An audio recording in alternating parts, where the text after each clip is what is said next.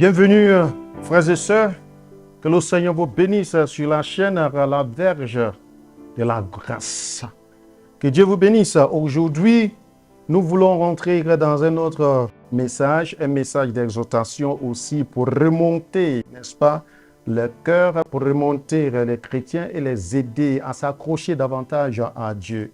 Que le nom de l'Éternel soit béni. Et nous voulons consacrer ce moment à Dieu et dans la prière. Nous bénissons le nom de l'Éternel.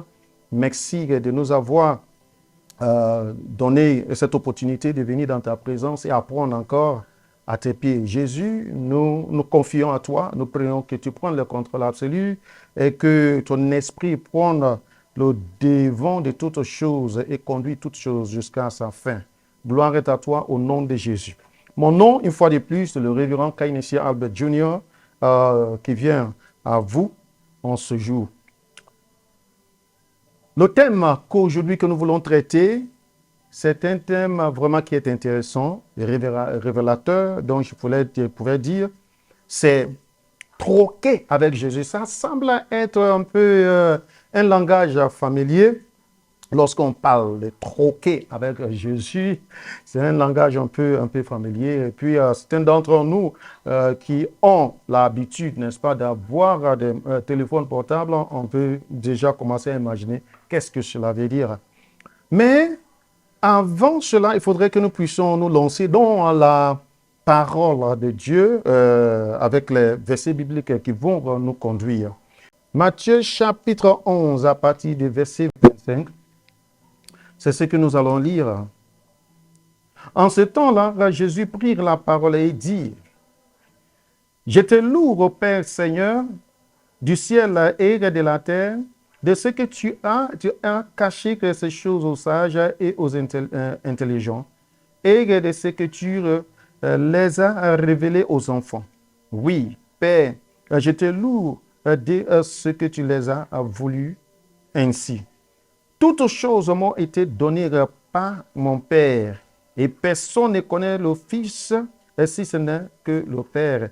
Et personne non plus ne connaît le Père si ce n'est le Fils. Et celui à qui le Fils veut le révéler. Venez à moi, vous tous qui êtes fatigués et chargés, et je vous donnerai le repos. Prenez mon joug sur vous et recevez mes instructions, car je suis doux et humble de cœur, et vous retrouverez le repos pour vos âmes, car mon joug est doux et mon fardeau est léger.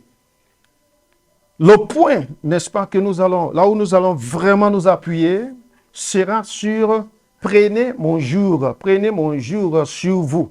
Recevez mes instructions, car mes juges sont doux, je suis humble et du cœur. Prenez mes juges sur vous. En parlant de cela, je voudrais retirer deux mots. Il y a deux mots que nous allons traiter sur cette parole. Venez à moi et prenez mon juge. Je grandis vraiment dans une petite ville où il y avait, n'est-ce pas, des universités. Et dans cette ville-là, il y avait deux universités. Il y a NUC qui est Jala University College, il y a aussi CTC, qui est Certificate Training Center.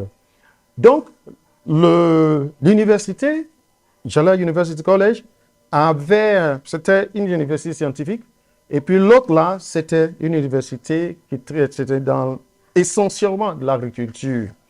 Donc, c'est là où j'ai appris, puisque là, il y a un vaste terrain, et où il y avait des pratiques qui sont faites en agriculture, j'ai remarqué quelque chose. Et cette chose que j'ai remarqué, c'est ce qui m'a permis à comprendre un mot, le mot « jus ». C'est sur ce mot-là d'abord que nous voulons commencer, sur ce mot « jus ». Et le jus, donc, est comme un bois, c'est un type de bois qui est mis sur le cou des deux animaux, c'est-à-dire des bœufs, des bœufs qui portent ces deux, et puis on les attache. Ils sont attachés, ils sont reliés, soit à un chariot, ou bien soit à quelque chose d'autre qu'on utilise, c'est-à-dire des instruments qu'on utilise pour pouvoir labourer la terre. Et donc, lorsque comment on appelle, ces bois-là sont sur les deux, ils sont obligés de regarder dans la même direction. Donc, le jure, nous pouvons considérer ça comme ce bois qui est mis sur les têtes, c'est-à-dire au niveau des épaules, qui permet les gens, ou bien qui permet les bœufs de pouvoir aller à la même direction et faire le même travail et ainsi, n'est-ce pas, produire le même résultat. Travailler dans un vaste terrain. Considérant cela, on peut voir le jure de plusieurs manières, de multiples formes. La première forme est que lorsque ça issue là, ça veut parler de quelque chose comme un fardeau, n'est-ce pas?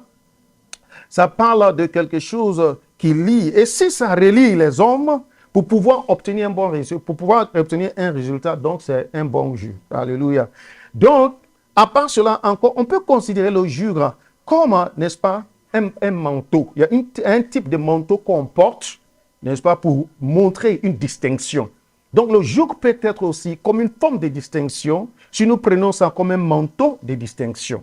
Mais le joug aussi, lorsque j'étais en train de faire des recherches, j'ai découvert que le joug peut être aussi un fardeau qui est porté sur les gens, puisque ça est sur l'épaule de l'homme qui est porté et l'homme doit aller sur cette direction, conduit par celui, donc, par celui qui contrôle. Les deux animaux sont ensemble, sont liés ensemble et puis sont conduits, n'est-ce pas, par quelqu'un. Donc le joug peut être aussi comme une forme de servitude. Une forme de servitude. C'est un fardeau, c'est une forme de servitude. Le joug aussi, on peut comparer le joug comme aussi étant lié. Un lien qui est très fort. Un lien qui est trop fort, on peut donner l'exemple comme des mariés qui se sont mariés, c'est comme s'ils sont portés un joug. Ils se sont mis ensemble pour pouvoir aller dans la même direction.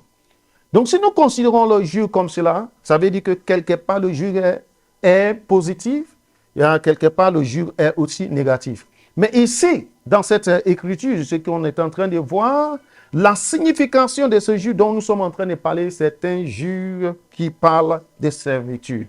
C'est un joug qui parle de problèmes. C'est un joug qui parle d'affliction. C'est un joug qui parle de fardeau. De fardeau. Ou bien d'emprisonnement. C'est un joug qui parle d'emprisonnement. Parce que c'est ça la signification hébreu qu'il donne par rapport à ce mot, joug. Et Jésus dit, venez à moi, prenez mon joug. Prenez mon joug qui est facile. Prenez mon joug qui est léger à porter et donnez le vôtre en moi. Alléluia.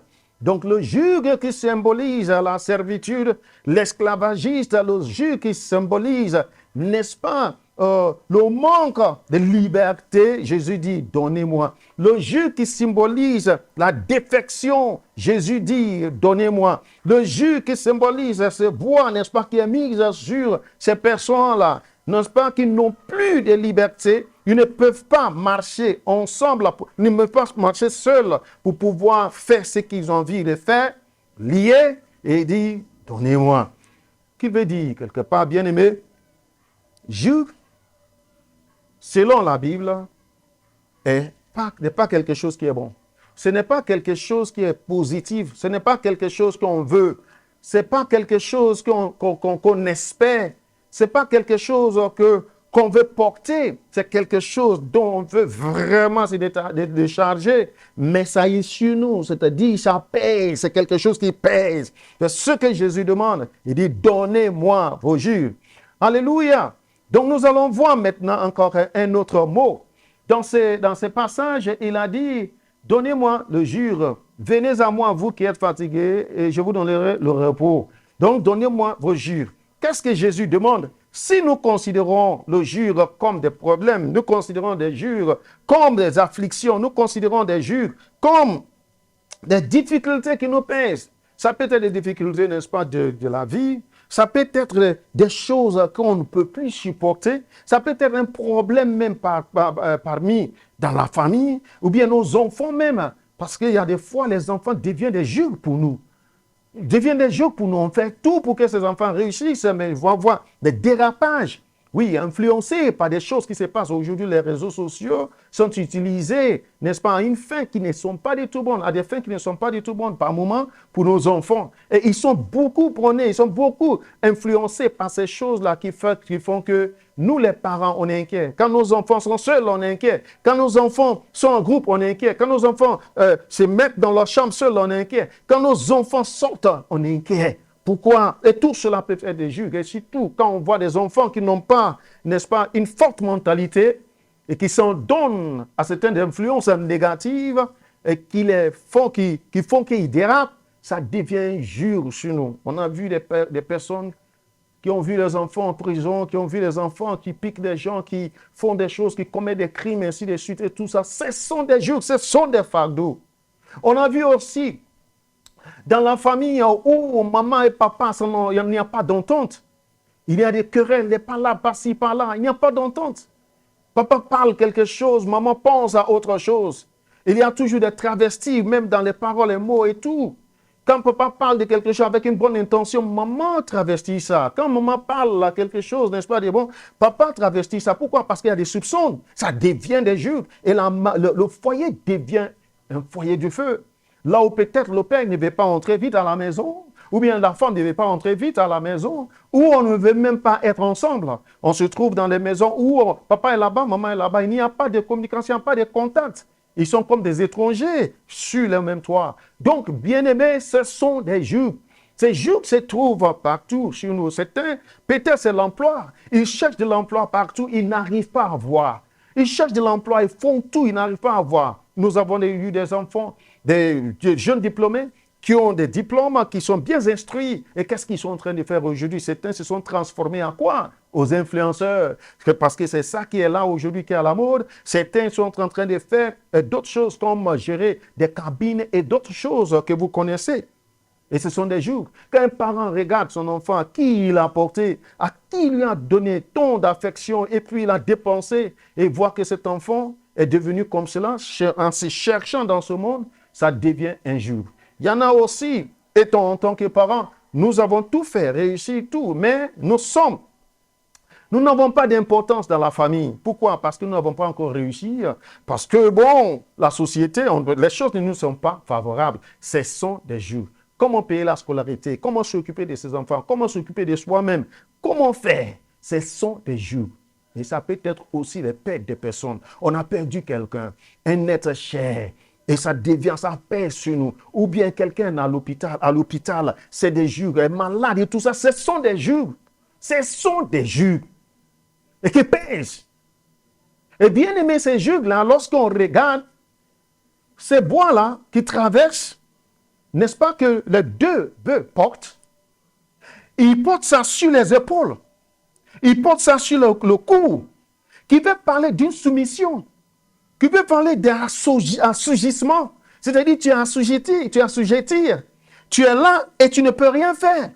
Tu es à la merci de celui qui te conduit. Et le joug peut être aussi le péché. Nous sommes à la merci, n'est-ce pas, à ce péché. Et le maître du péché qui conduit toute personne à une fin indésirable, ce sont les jours bien-aimés. Jésus dit, prenez-moi mon joug, donnez-moi les vôtres. Qu'est-ce qu'il veut dire ici? Ce deuxième mot, cela nous conduit au deuxième mot que nous voulons considérer ici. C'est une forme d'échange. Et cet échange-là, c'est des trocs.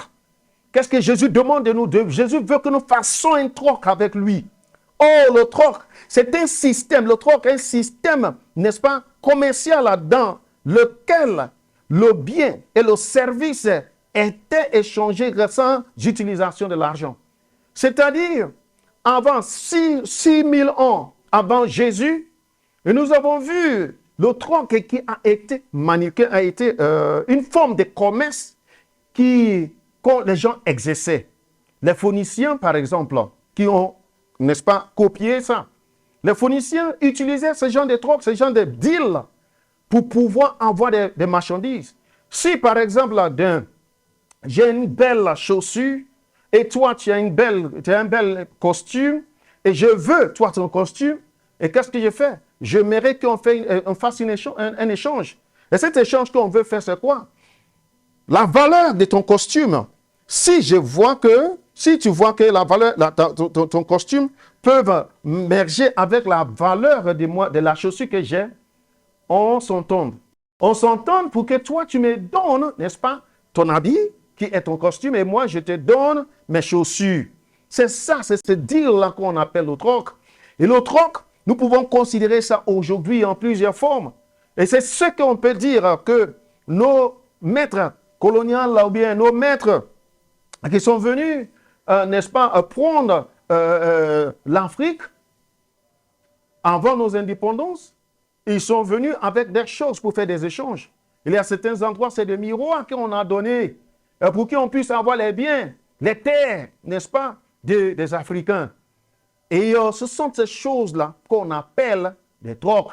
Le troc peut être manifesté aussi d'une autre manière. Et je vais dire, parce que ça, c'est quelque chose maintenant qui va toucher ou choquer quelqu'un, c'est lorsque je décide avec mon fils, ou bien mon fils a vu ta fille, la fille de quelqu'un d'autre, et puis il veut la marier. Et qu'est-ce que ça se passe là? Très souvent dans nos traditions, c'est des trocs que les gens font. Les trocs en faisant quoi? Tu veux ma fille pour ton fils, donc tu dois donner des têtes de bœuf. Prenons ça comme exemple. Donc si on s'entend, ça veut dire que la valeur de ta vie est égale aux têtes de bœuf que tu as réclamées. Je donne, et puis tu donnes ton enfant. Et désormais, ton enfant, ta fille, devient la femme de mon enfant. Et cet enfant-là, c'est-à-dire ton enfant, ne porte plus ton nom, porte désormais le nom de mon enfant ou bien de mon fils. Donc, les valeurs sont considérées. Et ce qui est important aussi dans le troc, on n'a pas besoin de comprendre le même langage. La même langue, être de même ethnie, être de même pays. Non. C'est des marchandises qui travaillent, qui conditionnent. C'est des services qui conditionnent. Je travaille pour toi et tu me donnes, n'est-ce pas, tu me payes en quelque chose en dehors de l'argent. On peut donner cela aussi comme nous connaissons les géomètres, par exemple. Les géomètres, qu'est-ce qu'ils font? Ce type de deal qu'ils font avec le gouvernement, lotissant, n'est-ce pas, des lieux, des locaux, et après, on ne leur donne pas de l'argent. On leur donne en échange des terres. C'est des gens de troc, parce que l'argent n'est pas inclus là-dedans. Bien aimé, lorsqu'on fait des trocs, on fait des trocs des choses qui nous sont chères, qui ont de la valeur. Afin d'avoir aussi une autre chose qui ont de la valeur. Des choses qui nous sont utiles, que je vois un manque en moi, que je veux voir en toi, qui peut me combler. Et c'est ce que Jésus demande de nous. Alléluia. Qu'est-ce que nous avons qui est si valorisé, qui a si de valeur qu'on peut échanger avec le joug de Jésus? Qu'est-ce que nous avons que nous pouvons, n'est-ce pas, donner à Christ? Rien d'autre que nos afflictions, rien d'autre que les fardeaux, rien d'autre que nos addictions, rien d'autre que l'esclavagisme dans lequel nous nous trouvons, les suppressions, rien d'autre que des péchés, rien d'autre que, n'est-ce pas, des tourments, rien d'autre que les maladies, rien d'autre que toutes ces choses qui nous perturbent. Ce sont ces choses-là que Jésus dit, donnez-moi vos jus. Alléluia. Donnez-moi vos jus. Et tu vas commencer à te poser la question. Quel deal fais-tu avec Jésus? Quel deal fais-tu avec Jésus? Quel troc que tu veux faire avec Christ? Avant de faire cela, tu cherches à savoir d'abord qu'est-ce que Jésus a à t'offrir. Qu'est-ce que Jésus a à te donner? Alléluia. Il a quoi à te donner? Il a quoi à te donner? Par exemple, est-ce que Jésus a des juges? Non, mais je peux le dire. Si Jésus a un juge, le juge c'est qu'il est descendu, il a laissé sa gloire, descendu sur terre, de forme d'humilité. Et si c'est ça, donc tu lui donnes ton orgueil et lui te donne son humilité. Et cette humilité, comme la Bible nous a dit, bien dans le livre de Philippiens chapitre 2, si nous prenons le livre de lire, nous allons voir que cette humilité de Jésus l'a propulsé à la gloire. Donc si nous prenons l'humilité de Christ et nous lui donnons notre orgueil, c'est pour que nous soyons lancés et relancés même. C'est pour que nous soyons lancés et relancés. Et qu'est-ce que Jésus a comme juge? Jésus n'a que ce qui était sur nous, il est venu prendre sur lui, afin que nous puissions avoir, n'est-ce pas? Nous puissions avoir la tranquillité. Nous puissions avoir la tranquillité. Venant pour apporter à Jésus, c'est-à-dire, il dit, venez à moi, vous qui êtes chargés et fatigués. et je vous donnerai repos. Venez à moi, vous qui êtes chargés. Bien-aimés, il s'agit de venir. Lui donner ton joug, afin qu'en échange, il te donne tout. Viens à lui qui a la solution de toutes choses.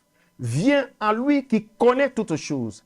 Viens rejeter, abandonner toutes ces choses à ses pieds, afin que lui vous donne le repos. Le repos ici de votre âme, c'est la liberté que Jésus nous donne. Le repos ici de notre âme, c'est d'enlever le péché en nous et nous donner sa justice.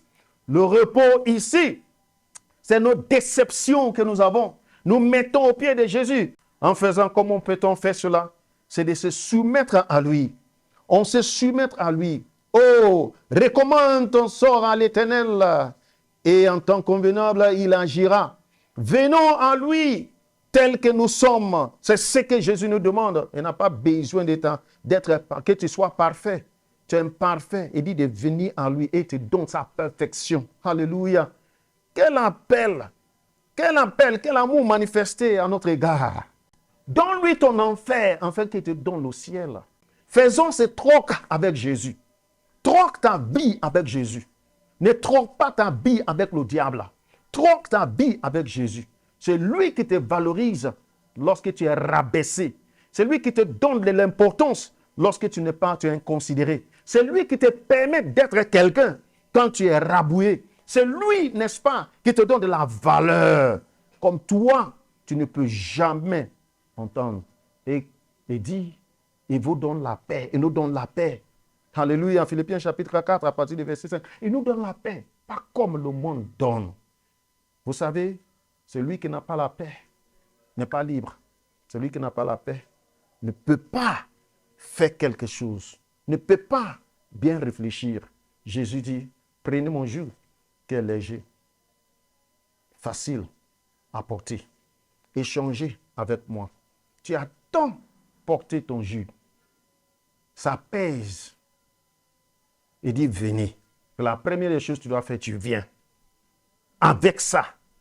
Et quand tu viens, c'est de déposer à ses pieds. Ce n'est pas pour venir te plaindre, pleurer et repartir avec ça. Jésus veut que tu déposes à ses pieds, afin qu'il te donne le repos, la paix dont on a besoin. Vous savez, pour la liberté, Christ est venu pour nous rendre libres. Et il veut nous rendre libres en ôtant ces fardeaux, ces jougs sur nous. Troque avec Jésus, croyant qu'il est. Il est le Créateur. Il peut tout faire. Rien ne lui est impossible. Il peut tout faire, il peut tout changer. Il peut même te guérir. Quel que soit ce que tu as fait, tu reviens à lui, je t'assure, tu vas voir la différence. Si tu as été béni aussi avec ce message ce jour, je t'encourage à faire quoi? À liker, à t'abonner, pour ne pas que tu rates, n'est-ce pas, les prochains messages qui viennent, n'est-ce pas, et des enseignements, des encouragements pour nous remonter. Et qu'est-ce qu'il veut dire? Les notifications, nous devons les faire. Que Dieu nous bénisse.